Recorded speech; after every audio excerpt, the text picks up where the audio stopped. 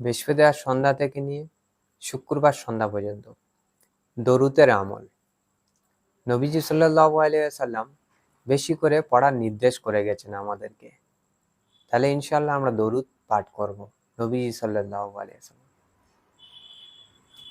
তো দরুদের বহুত ফজিলত। দরুদ আমরা যে জানি সেটাই পড়তে পারি। সব থেকে ভালো হবে নবীজি শেখানো দরুদ, যেটা আমরা নামাজের মধ্যে পড়ি। দরুদে ইব্রাহিম সব থেকে শ্রেষ্ঠ। এটা যদি কেউ না পারি তাহলে সাল্লাল্লাহু আলাইহি ওয়াসাল্লাম, খুব ছোট্ট দরুদ।